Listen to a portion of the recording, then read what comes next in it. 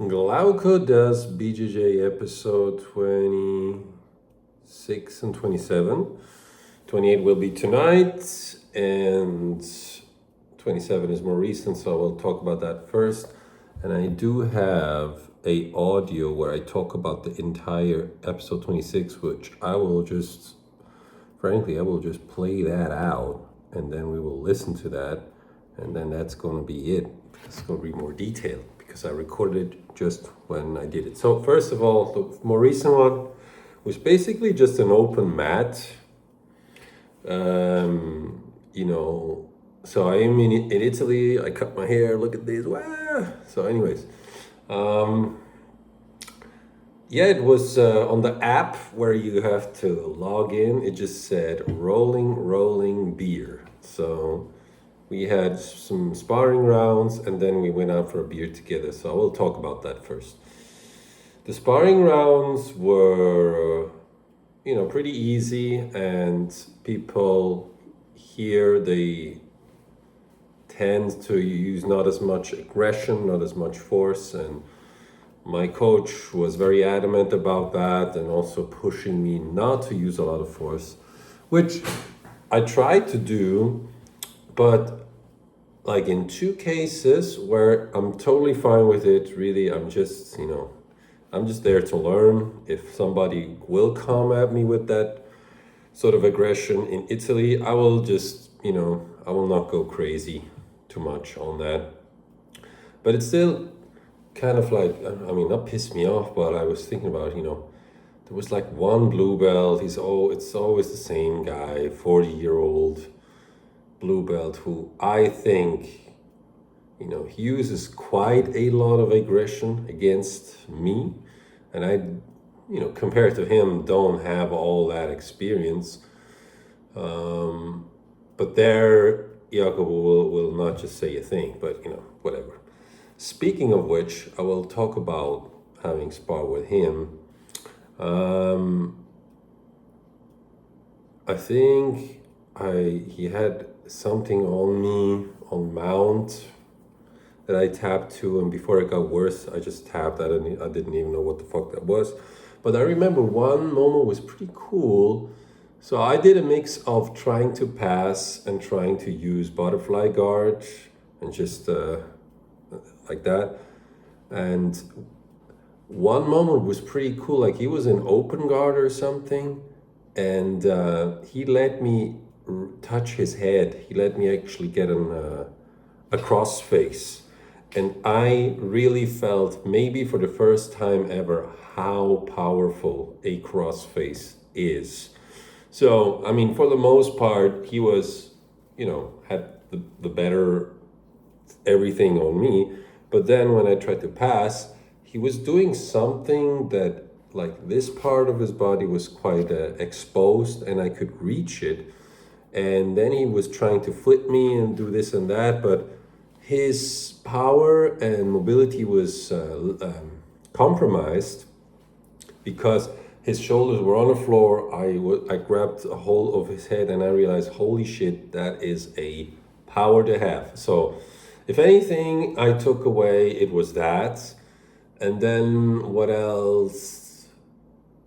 I believe, yeah, it's still the same old. Like if I'm in guard or do anything, I still have to think quite a lot about the different steps to actually get something going. Although the passing I felt like was a little more simple. I think I passed once with a knee slide, and so I'll just continue to do knee slide or side smash and see how that goes for me.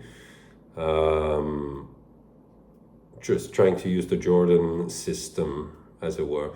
When I am, though, with my sliding knee on the other leg and then I have to pass, that still feels a little bit weird. But I realize also that I'm not controlling the other leg as well as I should be. So if I have, for instance, the left knee on his right knee, I should be grabbing his left ankle, sorry, so that I can move around and slide through the other one.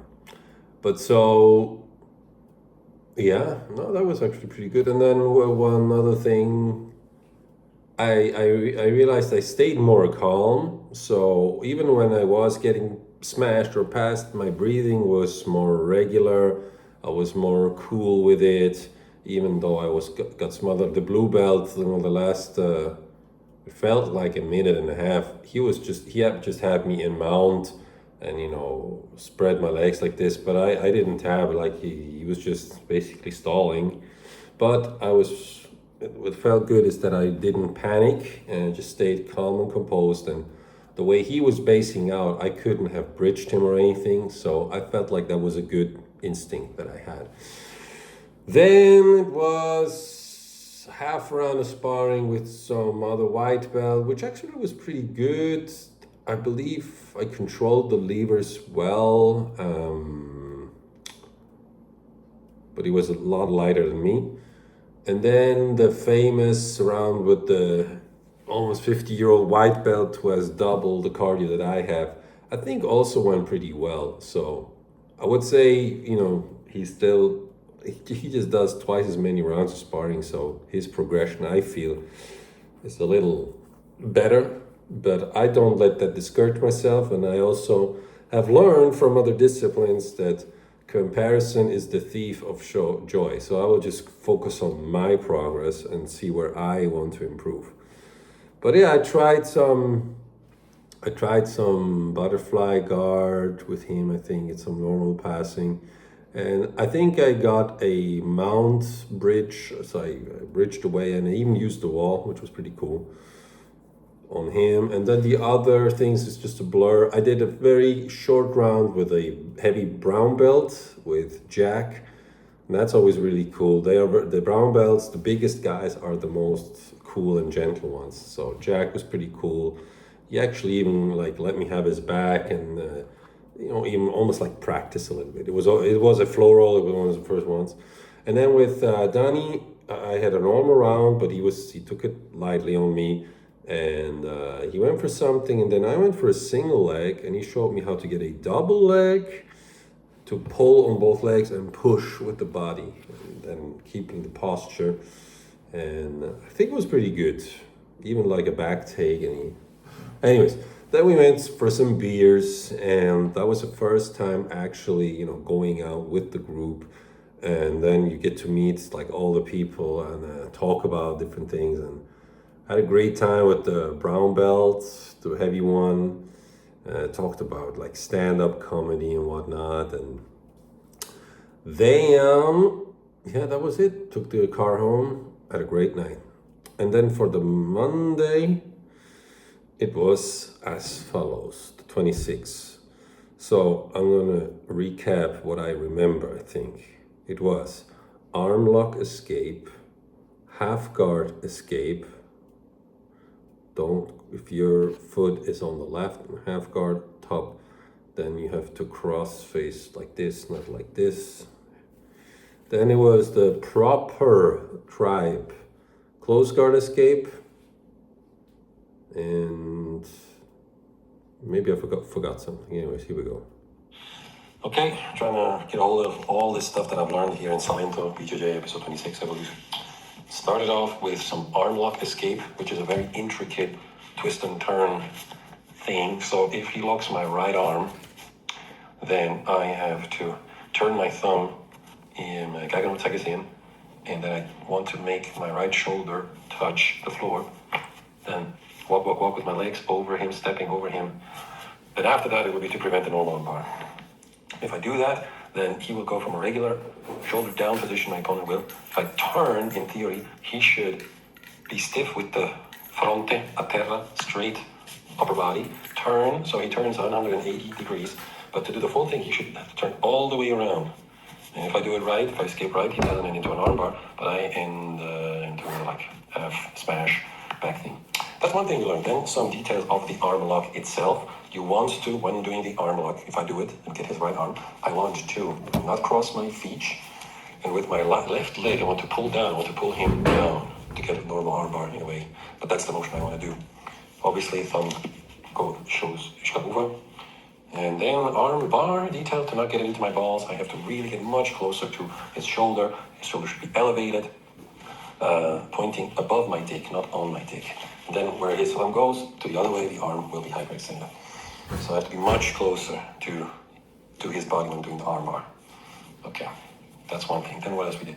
Then we did this. Then the triangle escape is the same. So if he grabs my right arm, I want to twist and turn like a quarter turn so that I can get my shoulder and arm away from my aorta. And then I do the same escape. Then what else we do? Then we did the raspadori, or what was rodizio, and it was a close guard escape. And I got bullied for making shitty close guard escapes, not their system. So, but that's fine. I never liked putting the hands in the chest and then standing up anyway. So they do it differently. They put both hands on bacino of the opponent, so the hips. Then I like posture up, one knee behind their butt, the other goes back, and it already opens up usually. But you can help out, I guess, with one arm. And one thing that I implemented for BJJ mental models that really helped me was the idea of alignment, and especially posture. So if I want to escape that, if I have a straight back, then it's much harder for them to keep me in the close guard. And I'm strong. Keep your posture. Cobra, that helps a lot. And it's suited much more to my strengths, that close guard escape. So close guard escape. Then another thing was the half guard escape, which I didn't know how to do, so that was shown to me as well. So if I was in half guard, and let's say my left leg is sticking out, that's the half guard I'm in. Then I want to never cross face with my right arm, but with my left, if I cross face. Because I cross face with my right arm, you can just side trim and escape. So for the half guard escape, I post my right hand below his left armpit, put my head to the left, down, and then I want to scrimmage up, get my left leg, my left knee to the mat, but way wider to the left, and then I want to pull out my right leg, my right knee, and do a knee cut. But before I do the knee cut, my shin is on his leg, I want to then get my left knee on the ground, put my left, and then my right bacino on his bacino, and that's how I did the knee cut, I think. Wow. Then apart from that, in the sparring, there was only one round of sparring, and it was against the black belt half who's from Hugh, so I got his number, that's pretty cool. And we will go to Hugh, and so I tried twice a butterfly guard, and I did a passing. And the knee, so in the passing, I felt like I don't know, he gave me like a knee cut pass, but the smash, I really have to look at the details of that, and really, I have to put more weight into it. He was still quite free with the legs, so more details on that. With the butterfly guard, I felt like for me trying for the very first time against a standing opponent, I felt like it went really well for my thing. So I sit up, I have good flexibility, so my legs were pretty close to me, my feet. And so I grabbed his left leg and his sleeve on the left arm. The big mistake I did twice was once I got his left sleeve, he immediately grabbed my gi pant on the right knee. So even if I went with my long legs to push his leg to the other thing, which sucked for him, I couldn't sweep him because his left arm was stuck to my leg. That was a big mistake I made, so I have to really control the sleeve more and not have him post or grab my pant, because otherwise that sleeve is useless. But I can definitely see some usage for this, especially I have similar features like Adam, so I'm definitely gonna explore the butterfly guard some more. And also I will be training in Tribe, and there it's mostly one passes the guard when standing, so not a whole lot of stand-up game. So no pulling guard into close guard, it's mostly gonna be starting from a guard, so I might as well learn the butterfly guard and have that, try that to be my guard. And that's about it. So that was the notes. 1.5 speed was adequate, and I'm gonna get the shake going, and then I'm gonna go to train.